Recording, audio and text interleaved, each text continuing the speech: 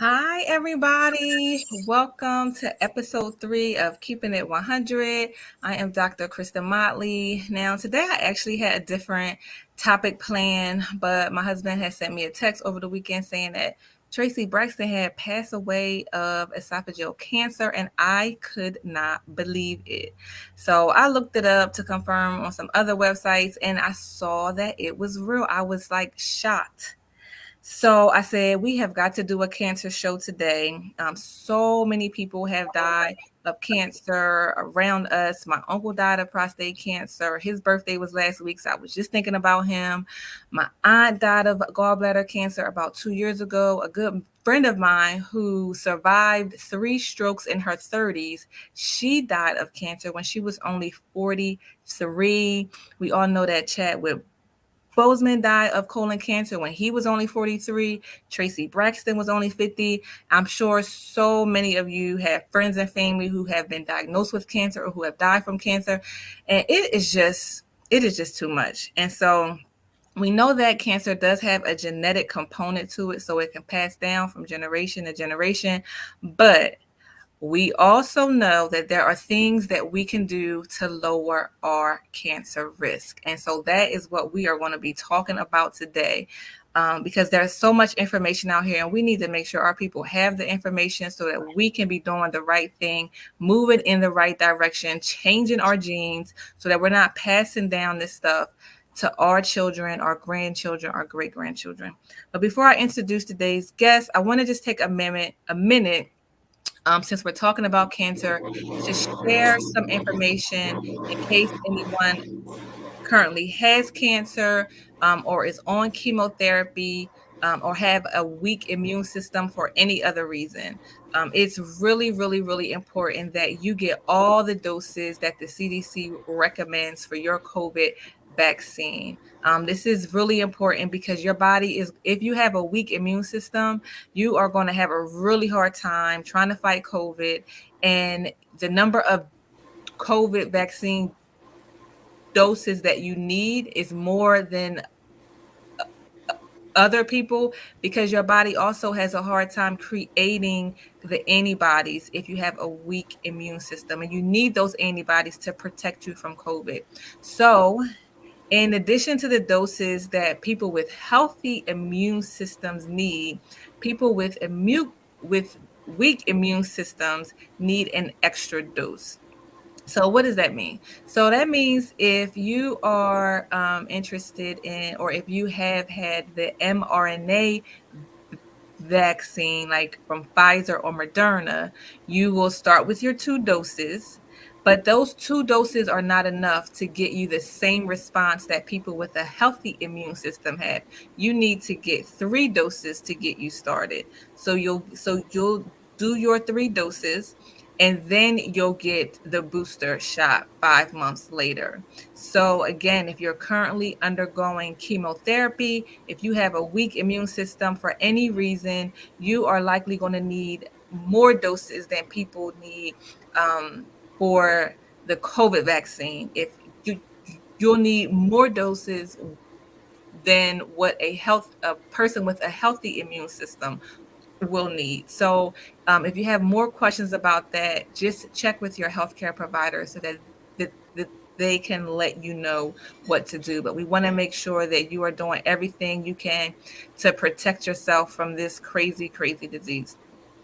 So next, I want to let you know that my very good friend, Dr. Renee Jones, is here behind the scenes helping us to answer those hard questions. So she'll be keeping an eye on the chat and helping to respond to questions if we can't get to it on live. Now, I'd like to introduce you to our guest for today. Now, y'all know I'm bringing on people who I actually know so I can make sure that y'all actually get good quality information that you can trust. And so I've known Nicole for many years now. We actually have had the same mentor for all of our adult lives. That is none other than Mrs. Delois Collins of the Swarthmore College Upward Bound program. Nicole was a student in Swarthmore College Upward Bound program during her time, and then I was a student during my high school years. And so Mrs. Collins actually introduced us a number of years ago. And since then, we've been working together, we've been collaborating, partnering, and supporting each other from day one. So let me introduce you all to Nicole. Nicole Surratt is the founder of Inspired LLC and a health coach for me, two different organizations that she has found. She's already showing how phenomenal she is. She is an inspirational speaker, she's an author, health advocate, and an integrative nutrition health coach. She uses a holistic approach to health and wellness where she helps women decrease stress, increase self care, and make transformational life changes. Welcome to the show, Nicole. Thank you so much, sis, for having me. Yep, of course. When this topic came up and I knew that we needed to talk about cancer today, we were going to talk about the clinical trial process, but I had to move that one back a week. I said, we're going to talk about cancer today because this is just crazy. So when I thought about the topic, I immediately thought of you. So thanks for answering and responding and telling me, yes, you'll absolutely do it. So let's just jump right in. Um, we found out that Tracy Braxton unfortunately passed away of cancer over the weekend. So I'm just wondering, like, what is the state of cancer in the Black community? Like, how many people are dying? How many people are, coming up with a cancer diagnosis? How does it look for the Black community specifically? I'm glad you asked that question, and just stimulates the teacher in me to go do some research. So I did my due diligence and I checked out the American Cancer Society's update on those numbers. And at this point, Black Americans, 42% will be diagnosed with cancer this year, and 45% will die from cancer this year. So when we're talking about the 40s, 45, we round that up to 50.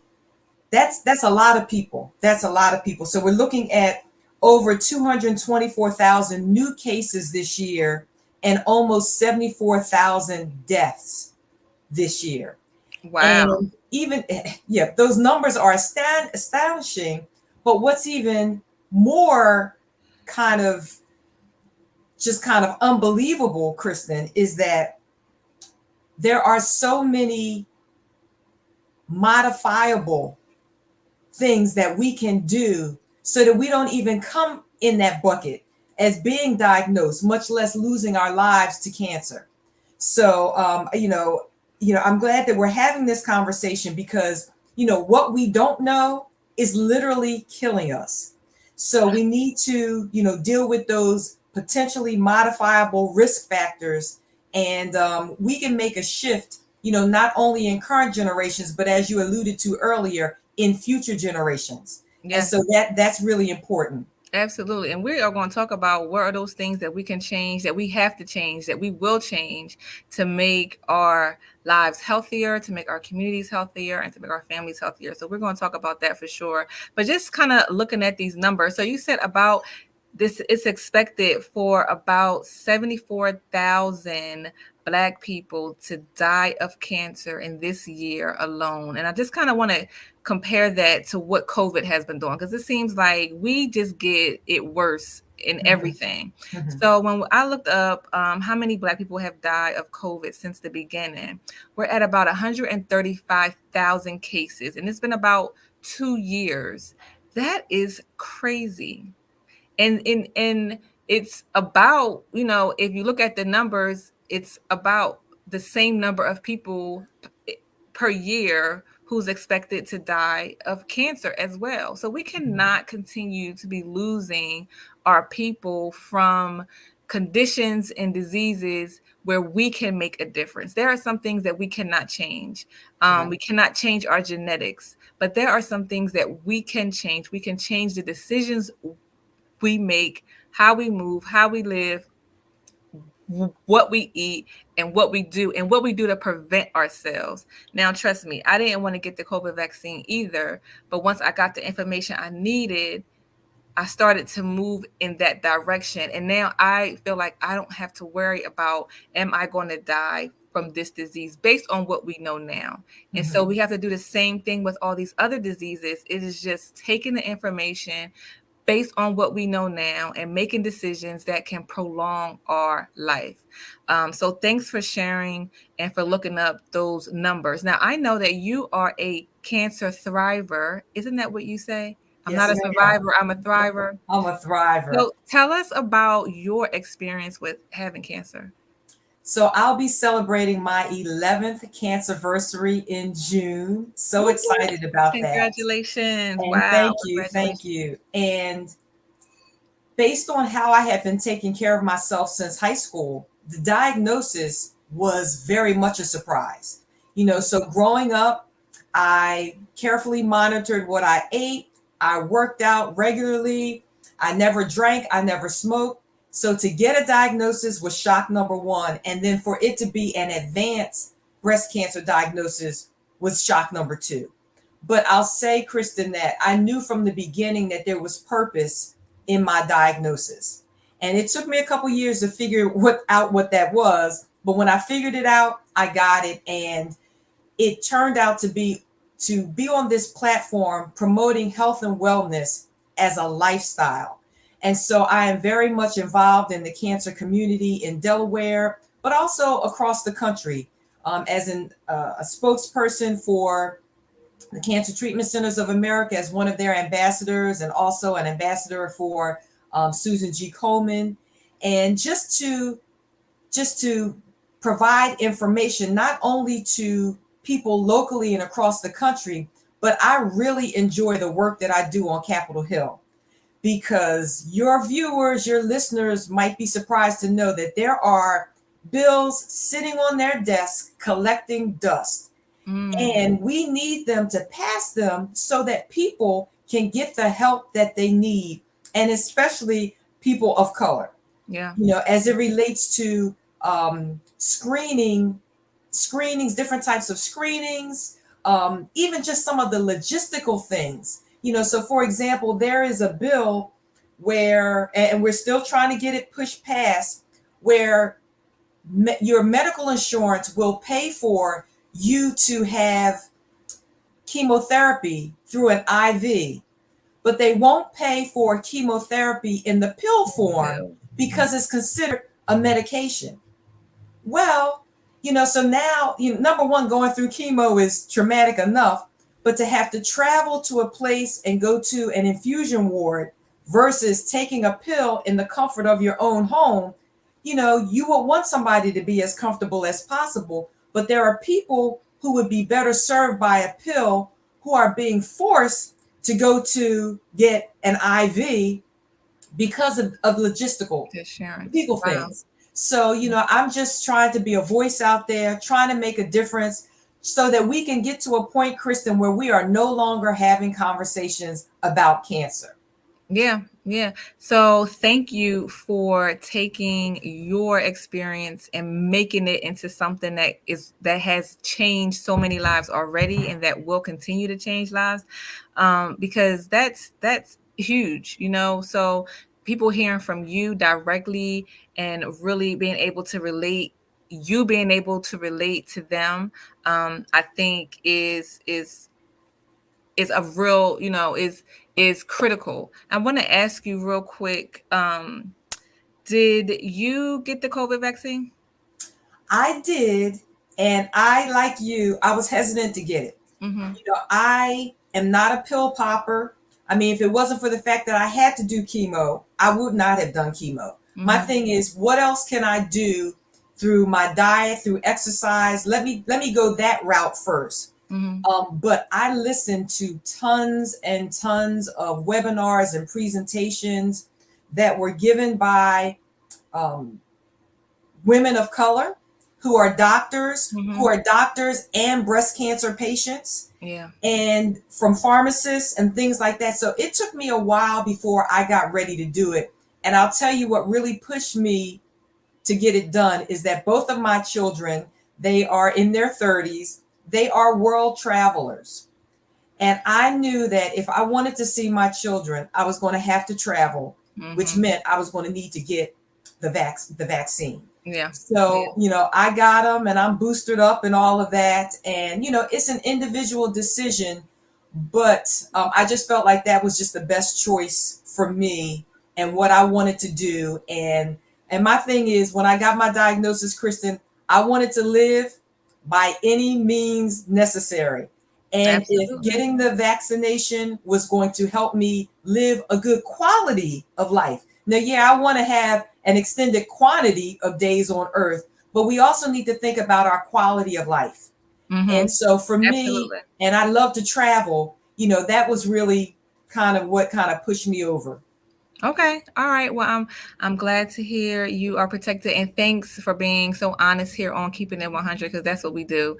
Keep it We 100. we don't want to pretend that it's all good and everything is perfect, because it's not. Mhm. So thank you for being honest. Renee shared some information in terms of Black women being 41% more likely to die from breast cancer than white women. That's a Yes. big deal and a big pill to swallow. I'm also wondering, are there any statistics like that for Black men as well?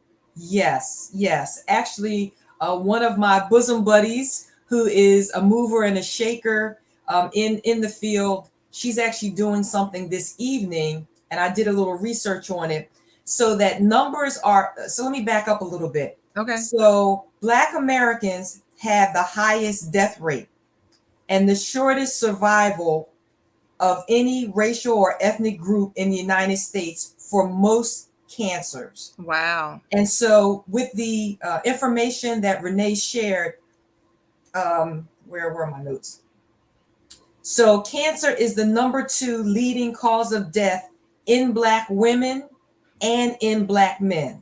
Oh, wow. And it is number 2 to heart Heart disease disease. in Yeah. both of those cases, both of those genders. Oh, wow. And so, when we talk about high rates in breast cancer, there are also high rates in colorectal cancer, because you mentioned Chaz Bozeman. Yeah. Colorectal cancer, Black women are 19% more likely to be diagnosed than their white counterparts for colorectal cancer, and 34% more likely to die. For Wow. men, 24% more likely to be diagnosed than their white counterparts, and 47% more likely to die. All right. So, So let's this is crazy. Let's talk about how do we prevent these deaths? How is a person supposed to know that they have cancer? How do people find out? Are there any screening recommendations, especially for the ones where we have the highest chances of death? Colorectal cancer and breast cancer, prostate cancer. What are the screening recommendations? When should we be going to the doctor to say, screen me for this, check me for this? right. So, what's very interesting about that, Kristen, is that the screening rates, so for example, for colon cancer, screening time is around 50 that you 50 should years get old. right. Okay. But the rates for colorectal cancer are increasing in Blacks for under 35. So our Wow. numbers are high with the Wow. ages being low, but we're talking about roughly 15 years before the screening is supposed to start. Wow. So same thing with breast cancer, especially a type of breast cancer called triple negative breast cancer. Oh, yeah. So the American Cancer Society says 45 to get your first mammogram for a person who's at average risk. But we're seeing triple negative breast cancer rates on the rise for young women of color. So I'm Mm, talking about women who are, in their 20s being diagnosed with triple triple negative negative. breast cancer. Wow. And in situations, Kristen, where something didn't look right, it didn't feel right, they went to their OBGYN or whatever, whoever their primary care physician was, and the doctor said to them, "You're too young for breast cancer. Come back and see me in a year." Yeah. And so they did that, and when they went back, not only was it breast cancer, it was triple negative breast cancer, and now they've lost a year of Late. treatment. Mm-hmm. So I say all of that to say to your listeners and your viewers that nobody knows your body like you do. Yeah. So in a way, as a one of the easiest things that you can do is to advocate for yourself. If something doesn't look right, something doesn't feel right, and you get that type of response from a doctor, oh, it's nothing, you're too young, go find another doctor. You are Absolutely. entitled to a second opinion, a 20-second opinion. You need to know what's going on, and nobody knows your body like you. So get to know your body. Mm-hmm. And especially if you are at higher risk because it runs in your family, then you want to be especially vigilant, especially staying on top of it, and especially not letting any healthcare provider brush off your complaints and your concerns and your symptoms. You need to find another provider and get another opinion, because it sounds like there's a mismatch between when they recommend the screenings to be done and what's actually happening in the lives of real Black people. Like, our diagnoses are coming before the recommendations are set. So if the recommendation is to get a colon cancer screening at 50, but in the Black community, more people are being diagnosed in their 30s and in their 40s, then they need to reset the screenings, at least for Black people. But now y'all know. So now you know to be looking out for changes in your stool and blood in your stool and stomach pain and things like that.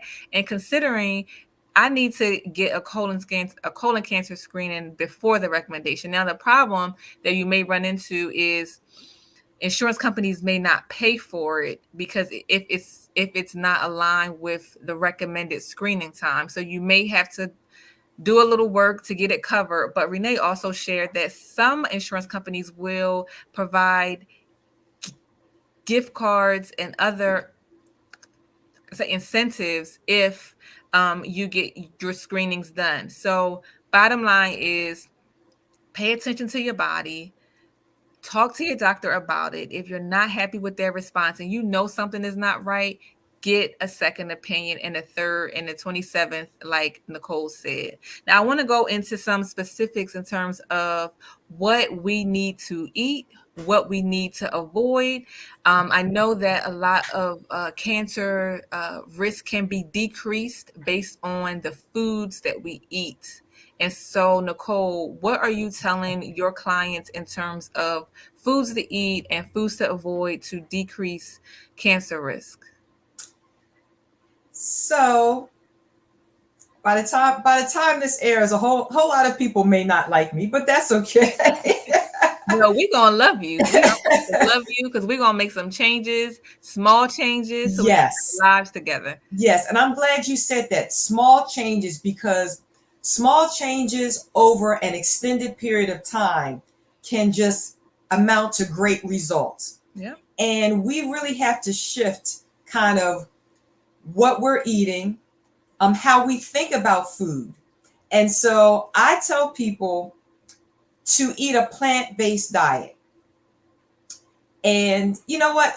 I don't even like to, let me back that up. I don't even like to use the word diet, Kristen, because Oh people yeah. hear diet and they think, oh, yeah, I can go on a diet for 2 weeks. Mm-hmm. Well, that's what they say. But what they're thinking is that on day 15, I'm going to get the biggest rack of ribs and the I'm gonna biggest tear it bucket of up. cheesy fries, because they think after 14 days they can go back and resort to old habits. It really needs to be a lifestyle change, Absolutely. And so we really need to be eating foods that are packed with great nutrients as opposed to nutrient dense foods. Mm-hmm. Those snacks. And I've heard it said that eat food that comes from plants and not foods that are made in plants. That's a good one. You Okay, so you always got away with words. That's a real good so one. we want to eat foods that come from plants, that real food. and avoid foods that are manufactured in plants. Because, it's just kind of an oxymoron. Junk food. How can it be food and junk at the same time? So we need to be eating lots of fresh fruits and vegetables. And I know people have heard the terminology eat the rainbow. Yes, eat the rainbow. Not just one piece of fruit a day or one serving of vegetables a day, but at least 5. If you can do 7, if you can do 9 all the time, and with every meal.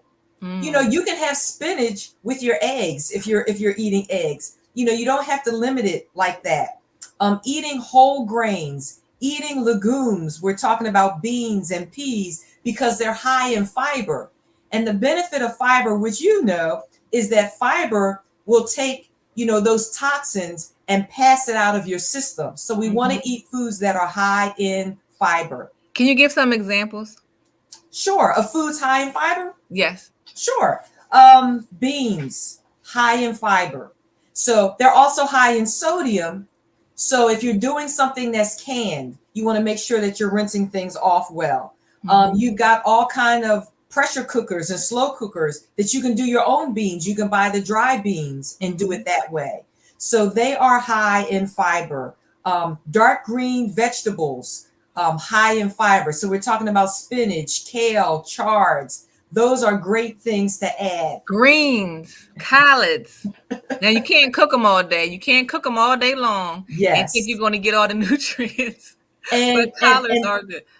And you're right. So maybe we need to switch up how our ancestors have cooked them in oils, with ham hocks and greasy things that are clogging our arteries. So we can change the way we cook those traditional meals so that they still taste great and they're still good for our bodies. We definitely want to limit red and processed meats. So I'm talking about, and I know it's getting ready to be grill time, but we're talking about fire up the barbecue, the hot dogs, the sausages, the bacons. Those are processed meats. The lunch meats, high in sodium, high in fat. Watching those things that if you're going to have something from an animal source, it needs to be lean cuts, and to do everything in moderation. You want to limit high fat. So we're talking about dairy products, cheese, butters, cream. Watch those sugary sweetened beverages. As we talk about sugars, we don't always talk about the liquid sugars that we consume. Watching those highly processed foods that are high in trans fats, baked goods, microwave popcorn, fried foods. And I'm going to have to throw this one in there, Kristen. We need to limit our intake of alcohol. If you can avoid alcohol altogether, that is better. But the recommendation is 1 drink a day for women, no more than 2 drinks a day for men. But I say all of that to say that studies are showing that women who are consuming 3 or more drinks a week are increasing their risk of being diagnosed with breast cancer. Wow. That's real. That's real. So 3 or more drinks a week, we see it in the numbers, in the studies. These women have higher risk of breast cancer. And this is all women? I'm going to say yes, increasing your risk of breast cancer in women. Okay, so that was for all women in general. And we know that Black women are almost twice as likely to die from breast cancer than white women. So we already have the odds stacked against us. We do not need any help. So as much as you can do to incorporate one of those things, I know we're out of time. Nicole gave about 15 different foods that you can change, either to add to what you eat or to take from what you're currently eating, to make some changes. Pick one thing. We always recommend small changes. So pick one thing and work on that. Renee put a few other foods in the chat that has high fiber. A half a cup of almonds has 8 grams of fiber. That's a lot. I didn't know that. It's a lot of fiber, but almonds are high in fat. It is high in fat. You have to make sure you're not overdoing it. Yep. It's true. It has healthy fat, Correct. which is good, but it's still fat that can add on the calories. So we'll have to do another session on good fats and bad fats and healthy fats and all that. But this was really good information. So y'all gonna have to rewind and slow it down and take some notes to catch all the foods that you need to change in what you are currently eating. So I Krista, want before we go, could I say one more thing? Yep. So the title of this was "The Challenges Change," right? And you know me, I'm the acronym queen. So I thought about this last night as I was tossing and turning. What can I leave your viewers with? So as you think about the word change, have conversations with your doctor. About what medications you're on and things like that. We need to have conversations with our doctors. History. You need to know your family history. So after you have those conversations with your doctors, have conversations with your family about family history. You need to know what people are passing from at what age. Advocate for yourself. You know your body better than anybody. If you need a second or third opinion, get it. If you need help, ask. If you don't understand something, ask somebody. If you need help paying for some of your screenings, some of your testings, financial help is available, but you need to ask. Get educated. You need to know what's in your foods. We need to be educated consumers, be proficient in reading those labels, and eat to live instead of living to eat. We need to eat as if our lives depended on it, because it truly does. Wow, that was good. That was good. So I hope you all were listening and taking notes. Renee also shared with us that only about 10% of Black adults consume 3 or more servings of vegetables a day. And Nicole already just said we need to get 6 or 7. So we only have 10% who's getting 3 or more. I know I'm a part of that 10 because I'm probably getting about two servings of vegetables a day. So I need to get my life together as well. So I'll be doing these changes that Nicole mentioned and trying to figure out how I can incorporate more fruits and vegetables in my diet as well. So thanks, Nicole, for coming on now. If people have questions or want to reach out to you, how can they get in contact with you? You can go to my website, ahealthcoachforme.com. If you're interested in a 30-minute complimentary self-care consultation, happy to do that. There's also a form there where you can just send me some information if you want to talk.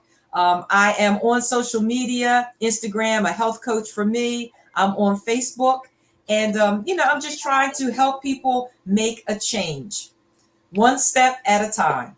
One step at a time. That's how you do it. Thank you, thank you, thank you. If anyone has questions about the COVID-19 vaccines or anything we talked about today, you can always call or text me at 267-322-0470, 267-322-0470. Call or text. If I take a while to respond, just wait longer. I will definitely get back to you. And if you have questions in the chat, we are going to go through the chat and make sure all of your questions got answered today. So thanks, Nicole, for coming on. I really appreciate you being available. It's good seeing you. Haven't seen you in a little bit. So thank you. Thanks for having me. Bye.